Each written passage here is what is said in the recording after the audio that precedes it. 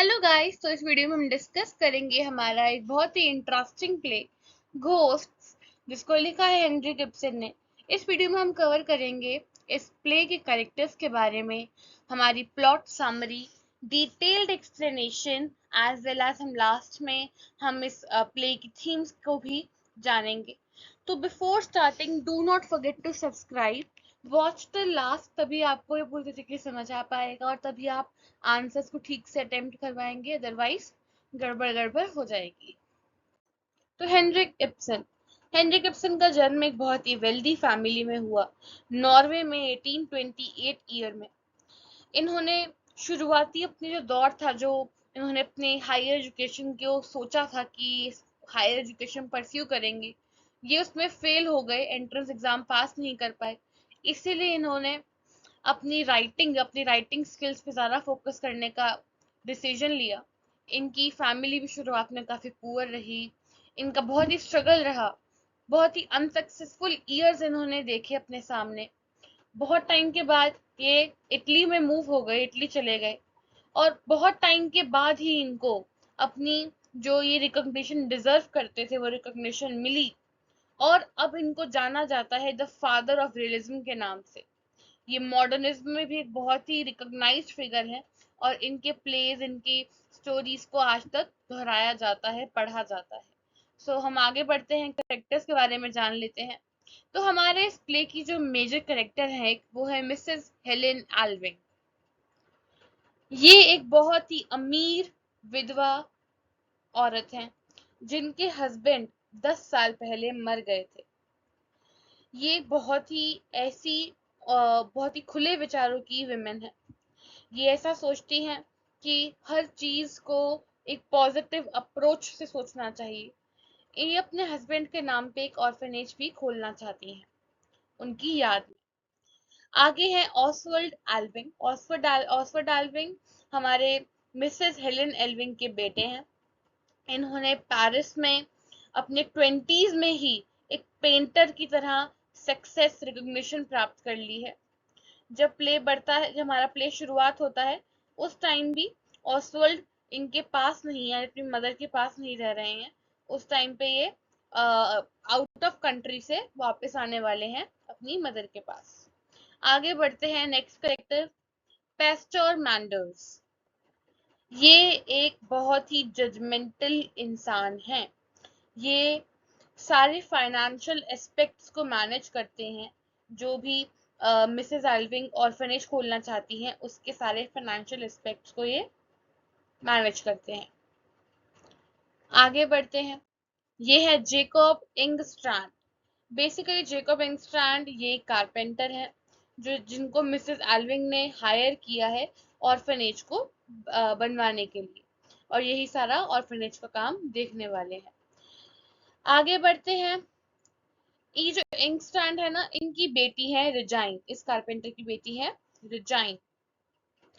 ये एक मेड है, एक नौकरानी है मिसेस एल्विन के घर पे। ये एक बहुत ही वेल रिस्पेक्टेड वुमेन बनना चाहती है, सोसाइटी में रिकॉग्निशन प्राप्त करना चाहती है। और ये इंगस्ट्रैंड अपने जो फादर हैं, उनकी उनको इतनी इज्जत से नहीं देखती, क्योंकि वो एक एल्कोहलिक मैन भी है, एक एल्कोहलिक कारपेंटर है वो। तो बेसिकली आपको मैं कुछ बातें और बता दूं स्टार्ट करने से पहले, कि जो मिसेस एल्विंग के जो पति थे, यानी कि कैप्टन एल्विंग, ये एक ऐसे आदमी थे जो अब मर चुके हैं, 10 साल पहले मर चुके हैं, इनकी मौत हो चुकी है। ये एक बहुत ही बैड करेक्टर के आदमी थे, सारे तरह के नशे करते थे, इनकी मिस्ट्रेस भी थी, और साथ ही साथ ये एक ऐसे पर्सन थे जिनकी मिसेस एल्विंग सिर्फ for the sake of society इज्जत दिखाती थी, पर इनके बीच में कुछ भी रिस्पेक्ट और लव नाम की चीज नहीं थी। इसी वजह से मिसेस एल्विंग ने अपने बेटे ऑसवर्ल्ड एल्विंग को फॉरेन भेज दिया था पढ़ने के लिए, ताकि उनको कैप्टन एल्विंग, जो इनके हस्बैंड जो मर चुके हैं, इनका बुरा प्रभाव इन पे ना आए। आगे बढ़ते हैं जोहाना की तरफ। अब जोहाना कौन है, आपको जान लेना चाहिए।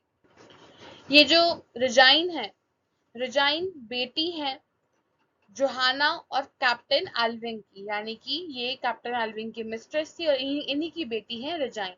तो हम जान चुके हैं अपने कैरेक्टर्स के बारे में। अब शुरुआत करते हैं अपनी स्टोरी के साथ।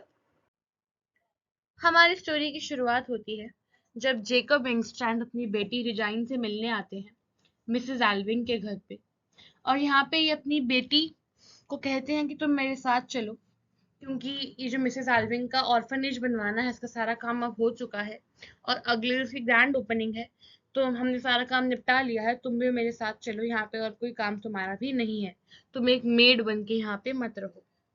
पर ये जो रिजाइन है ये अपने फादर से प्यार नहीं करती, अपने फादर से अटैच नहीं है और एक तरीके से काफी उखड़ा उखड़ा फील करती हैं अपने फादर की तरफ, क्योंकि वो एक अल्कोहलिक है, इसीलिए मना कर देती हैं। इनके फादर इनको ये भी कहते हैं कि मैं एक होटल खोल रहा हूँ जिसमें सेलर्स रह सकेंगे और मुझे वहां पे एक वुमनली प्रेजेंस चाहिए, इसलिए तुम साथ चलो। फिर भी रिजाइन मना कर देती है। अब हम आगे पता चलता है कि जो ऑसवर्ल्ड है, जो मिसेस एल्विन के बेटे हैं, वो वापस आ रहे हैं अपनी पढ़ाई पूरी करके 10 साल बाद। जब उनके फादर मर चुके हैं तो उसके 10 साल बाद भी वो कभी नहीं आए उसके बीच में, और अभी ये पहली बार आ रहे हैं अपनी पढ़ाई वगैरह पूरी करके, इसीलिए मिसेस एल्विन भी खुश हैं। आपको याद होगा मैंने पेस्टर मैंडर्स के बारे में बताया था, एक बहुत ही जजमेंटल आदमी है। जैसे ही इंगस्ट्रैंड चले जाते हैं ऐसे ही जो हमारे पेस्टर मैंडर्स हैं, जैसे कि आपको यहाँ पे दिख रहा है, ये वाले पेस्टर मैंडर्स जो है ये एल्विन हाउस होल्ड में आते हैं मिसेस एल्विन से बात करने। ये ऑर्फनेज के बारे में बात करने आए हैं, वहाँ के फाइनेंस के बारे में बात करने आए हैं, सारी जो ऑफिशियल बातें हैं वो सारी बातें होती है यहाँ पे। मिसेस एल्विन को बोलते हैं पेस्टर मैंडर्स कि मैं नहीं चाहता कि आप इस बिल्डिंग की, ऑर्फनेज की बिल्डिंग की इंश्योरेंस करवाएं, क्योंकि अगर आप इंश्योरेंस करवाएंगी तो लोगों को लगेगा कि आपको भरोसा नहीं है भगवान पे कि वो एक बच्चों का जो अनाथालय है उसको भी संभाल सके, और यही लॉजिक देके इनको कह देते हैं कि आप इसकी इंश्योरेंस मत करवाइए। मिसेस एल्विन मान जाती हैं कि मैं इंश्योरेंस नहीं करवाती, पर ये जरूर बताती हैं पेस्टर मैंडर्स को कि पिछले ही दिन ऑर्फनेज में छोटी सी आग लग गई थी, जहाँ पे कुछ वुड शेविंग्स पड़ी थी उसमें आग लग गई, और वहाँ पे इंक स्टैंड भी काम कर रहे थे, और यही बात मेंशन करके इनकी बात खत्म हो जाती है, ज़्यादा इस बात पे ये आगे नहीं बढ़ते, इंश्योरेंस के टॉपिक में और डिस्कशन कुछ नहीं करते ही। मिसेस एल्विन के जो बेटे हैं ऑसवर्ल्ड, आपको पता है कि ये अभी आए थे, वापस आए हैं, तो ये अपने घर बहुत टाइम के बाद आए हैं, पेरिस से लौट के आए हैं, काफी थक चुके हैं, अभी पेंट भी नहीं करना चाहते, इतना थक गए हैं। जब पेस्टर मैंडर्स और मिसेस एल्विन अपनी बात कर ही रहे होते हैं, उसी टाइम ऑसवर्ल्ड घर आ जाते हैं, इनको सबको ग्रीटिंग देते हैं, दोनों को ग्रीट करते हैं ऑसवर्ल्ड, कि पेस्टर मैंडर्स अपनी मदर मिसेस एल्विन को ग्रीट करते हैं। जैसे ही ऑसवर्ल्ड रूम से चले जाते हैं वैसे ही पेस्टर मैंडर्स फिर से मिसेस एल्विन को बताते हैं कि मुझे आपको कुछ बताना है, कि आई हैव समथिंग टू से। और पेस्टर मैंडर्स ये मेंशन करते हैं कि जब मिसेस एल्विन यंग थी, इनकी नई नई शादी हुई थी कैप्टन एल्विन से, उस टाइम कैप्टन एल्विन का कैरेक्टर अच्छा नहीं था, अच्छी तरह से बिहेव भी नहीं करते थे, दूसरी लड़कियों से चक्कर भी थे, उनके अफेयर भी थे। तो उस टाइम मिसेस एल्विन गई थी पेस्टर मैंडर्स के पास, क्योंकि वो पेस्टर मैंडर्स एक तरीके से प्यार करती थी, और उस टाइम पे पेस्टर मैंडर्स ने इनको ये बोल के वापस घर भेज दिया था कि तुम एक वाइफ हो तो तुम्हारी ड्यूटी है अपने हस्बैंड से बना के रखना, उनके साथ रहना, चाहे सरकमस्टांसेस कैसे भी हो। अब पेस्टर मैंडर अपने आप को प्रेज कर रहे हैं कि मैंने अच्छा किया कि तुम्हें कैप्टन एल्विन के पास भी वापस भेज दिया, क्योंकि इवेंचुअली वो जो आदमी था वो ठीक हो ही गया था। उसके बाद वो मिसेस एल्विन को ये कह के भी अक्यूज करते हैं कि तुमने अपने बेटे ऑसवर्ल्ड को पेरिस क्यों भेजा, अपने से दूर क्यों भेजा, कि एक बच्चे को अपने पेरेंट्स के साथ ही रहना चाहिए। ये मिसेस एल्विन को सेल्फिश बुलाते हैं और ये कहते हैं कि तुम्हें ऑसवर्ल्ड को अपने से दूर नहीं रखना चाहिए था, तुम सिर्फ मदरहुड से भागना चाहती थी, इसलिए तुमने उसको बाहर भेज दिया। ये सब सुनने के बाद मिसेस एल्विन ये कहती हैं कि तुम पेस्टर मैंडस, तुम बहुत कम जानते हो मेरे सरकमस्टांसेस के बारे में, मैंने कैप्टन एल्विन के साथ कैसे लाइफ जी है, वो कैसा आदमी था, मैंने कैसे एडजस्ट किया है, सिर्फ मैं ही जानती हूँ, और तुम असलियत में कुछ भी नहीं जानते। असलियत ये है कि कैप्टन एल्विन एक बहुत ही ड्रंक बहुत ही ऐसा आदमी था जो ड्रंक रहता था, दूसरी वुमेन के साथ उनके अफेयर थे, और साथ ही साथ उसकी सिर्फ और सिर्फ एक ऐसी इमेज थी जो बाहर की सोसाइटी के लिए अच्छी है, अपनी वाइफ के लिए वो बहुत ही बुरा आदमी था।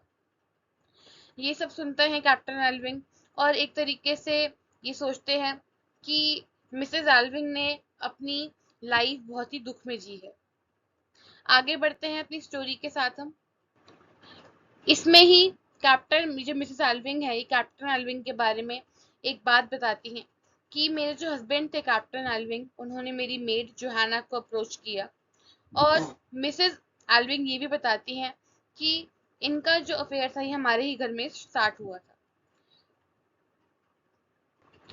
पेस्टर मैंडर्स ये सुन के शॉक में चले जाते हैं। मिसेस एल्विंग आगे भी इनको पूरी डिटेल बताती हैं और ये कहती है कि मैंने इसीलिए ये फैसला लिया था कि मैं ऑसवर्ल्ड को इस माहौल से दूर भेजना चाहती हूँ, इसीलिए मैंने उसको पेरिस भेज दिया। रैटल्ड मिसेस एल्विंग यहाँ पे अपनी बात बता रही हैं। ये सब सुनने के बाद इनको अपने पास्ट के जो घोस्ट है, यानी कि अपनी बुरी यादें हैं, उनकी एक वापस झलक झलक दिख जाती है एक तरीके से। और ये एक फाइनल डिटेल बताती है मैट पेस्टर मैंडस को कि जो रिजाइन है, जो मिसेस एल्विंग की जो मेड है, वो असलियत में जोहाना और कैप्टन एल्विंग की ही बेटी है। इसके बाद मिसेस एल्विंग और पेस्टर मैंडर्स डिनर करते हैं लिविंग रूम में। ये अपनी कन्वर्सेशन करते रहते हैं साथ साथ। मिसेस एल्विंग ये भी बताती हैं कि कैप्टन एल्विंग ने जोहाना को बहुत पैसे भी दिए थे, क्योंकि उनकी जो बेटी है रिजाइन वो पैदा हो गई थी, इसीलिए उसने जोहाना को मुंह बंद रखने के लिए कैप्टन एल्विंग ने पैसे दिए थे। उसके बाद जोहाना इंगस्ट्रैंड के साथ चली गई। इंगस्ट्रैंड आपको पता ही है, हमारे यहाँ पे कारपेंटर है, और उसके साथ सेटल डाउन हो गई उस पैसे के साथ जो उनको कैप्टन एल्विंग से मिले थे। स्टोरी में आगे जो होता है वो बहुत इंटरेस्टिंग है। मिसेस एल्विंग को ये पता चल जाता है कि जो इनके बेटे हैं ऑसवर्ल्ड एल्विंग, इनको रिजाइन से प्यार हो गया है। अब ये बात इंटरेस्टिंग है कि ये जो ऑसवर्ल्ड और रिजाइन है, ये हाफ ब्रदर सिस्टर है, यानी कि सौतेले भाई बहन है, इसीलिए इन दोनों की मैरिज नहीं हो सकती। पर ये बात ऑसवर्ल्ड और रिजाइन दोनों को ही नहीं पता, और ये बात पेस्टर मैंडर्स और मिसेस एल्विंग डिस्कस कर रहे हैं। ये सब बातें सुनने के बाद पेस्टर मैंडस बहुत ही दुखी फील करते हैं, माफी मांगते हैं और ये कहते हैं कि मैं ऑर्फनेज को ब्लेसिंग देता हूँ अपनी, और मैं ये भी कहता हूँ कि तुम लोग ये सेरेमनी वगैरह जो जो भी होगा सब कुछ बहुत ही अच्छे से हो जाए, मैं ये प्रे करता हूँ। अब यहाँ पे ना मिसेस एल्विंग और ऑसवर्ल्ड की बातचीत अब स्टार्ट होने वाली है। इंगस्टैंड और मैंडर्स ऑर्फनेज को ब्लेस करके आ जाते हैं। अब मिसेस एल्विंग ऑसवर्ल्ड अपने बेटे के साथ टाइम स्पेंड करने के लिए बैठ जाती हैं। पर ऑसवर्ल्ड खुश नहीं लग रहा है। ऑसवर्ल्ड कहता है कि मैं पेंट नहीं कर पा रहा, क्योंकि कभी भी इस पार्ट, ये जो हम जहाँ रह रहे हैं, यहाँ पे सन ठीक से शाइन नहीं करता। और ये कहते हैं कि मुझे कुछ और भी है जो मुझे बहुत परेशान कर रहा है, और अपनी मदर को ये बताते हैं कि ये बीमार भी हैं। इनको बेसिकली सिफिलिस नाम की एक बीमारी है जो इनको अपने फादर से इनहेरिट हुई है, और इसी डिजीज के बारे में अपनी मदर को बताते हैं। और ये कहते हैं कि जब इन्होंने ऑसवर्ल्ड ने डॉक्टर को भी दिखाया था, तब भी इस डॉक्टर ने कहा था कि आपको वॉर्म ईटन है, कुछ बीमारी है आपको, और ये आपको आपके फादर से मिली है। ऑसवर्ल्ड ये भी कहते हैं कि इनकी लाइफ में से बहुत टाइम रहा है जब इनको बहुत दर्द सहना पड़ा है, दर्द को सहना पड़ा है बिकॉज ऑफ दिस डिजीज। ये भी बताते हैं मिसेस एल्विंग को कि ये अपने आप को ही ब्लेम करते हैं इस कंडीशन के लिए, क्योंकि इन्होंने भी इस बीमारी को बहुत अवॉइड किया है अपनी लाइफ की कुछ भी चीजों के दौरान, अपनी लाइफ को जीते रहे हैं इस बीमारी को इग्नोर करके। मिसेस एल्विन प्रॉमिस करती हैं कि अपने बेटे ऑसवर्ल्ड का ध्यान रखेंगी पूरा, और रखती भी हैं। जो भी ऑसवर्ल्ड कहते हैं वो मिसेस एल्विन करती हैं, चाहे वो शैंपेन लाने को बोले या कुछ भी बोले, चाहे दवाई देने को बोले। इसी बीच में ये रिजाइन को कहते हैं कि एक शैंपेन ले आओ, क्योंकि मिसेस एल्विंग ऑसवर्ल्ड को खुश करना चाहती हैं, इसीलिए शैंपेन मंगाती हैं रिजाइन से। और ये दोनों डिसाइड करते हैं ऑसवर्ल्ड और रिजाइन को बताने का। आई एम सॉरी, हमारे मिसेस एल्विंग डिसाइड करती हैं ऑसवर्ल्ड और रिजाइन को ये बताने का कि तुम दोनों सिबलिंग्स हो, तरह के हाफ सिबलिंग्स हो, इसलिए तुम दोनों आपस में शादी नहीं कर सकते। मिसेस एल्विन रिजाइन को ये भी बताती हैं कि तुम अपने लिए भी एक ग्लास ले आओ, पर इसी से पहले पेस्टर मैंडर्स घर आ जाते हैं। क्योंकि अब यहाँ पे मिसेस एल्विन को बताने वाली थी, ये बात बीच में दब जाती है। मिसेस एल्विन ये बताती हैं कि हम साथ बैठकर पियेंगे और कुछ डिस्कस करेंगे, पर मेंढर जो पेस्टर मैंडर जो यहाँ पे आ गए हैं इनको रोक देते हैं। ये कहते हैं, इनको मिसेस एल्विन को बताते हैं कि आपको एक पॉजिटिव इमेज रखनी है अपने फादर की, ऑसवर्ल्ड के फादर की। उसकी आंखों के सामने आप नहीं बता सकती कि रिजाइन उनकी सिस्टर है एक तरह से। तो अब पता चलता है कि जो ऑर्फनेज है वो जल गया है। इंगस्ट्रैंड जो है वो पेस्टर मैंडर को इंसिस्ट करते हैं कि आप ही हो जो इस फायर के रिस्पॉन्सिबल हो, क्योंकि आपने एक कैंडल छोड़ दी थी वुड शेविंग्स में। यही बातें इनमें चलती रहती हैं, आपस में एंग्जाइटी बहुत क्रिएट हो जाती है। इन सब एंग्शियस मोमेंट्स के बाद मिसेस एल्विन रिजाइन को बता देती हैं कि वो ऑसवर्ल्ड तुम्हारा हाफ ब्रदर है, और यही बात सुन के रिजाइन यहाँ से चली जाती है। जब रिजाइन चली जाती हैं तो ऑसवर्ल्ड अपनी मदर को बोलते हैं कि आप मुझे यूथेनाइज कर दो, यानी कि ओवरडोज दे दो मेडिसिन की, ताकि मैं मॉर्फिन पिल्स लेके मैं दर्द को महसूस ना कर पाऊँ जो मुझे बहुत तेज हो रहा है। ये अपनी मदर को इंसिस्ट करते हैं। इनकी मदर भी पिल्स ढूंढते हुए फंबल कर जाती हैं, ढूंढ रही होती हैं, और ये अपने पैरालाइज हुए सन को देखती रहती हैं, और ये देखती हैं कि ये डिसाइड नहीं कर पा रही हैं कि ये मॉर्फिन पिल्स देके अपने बेटे को मारना चाहती हैं या जिंदा रखना चाहती हैं। इसी के साथ स्टोरी एंड हो जाती है। That was all for the video. Thank you for watching. Do not forget to subscribe before you leave.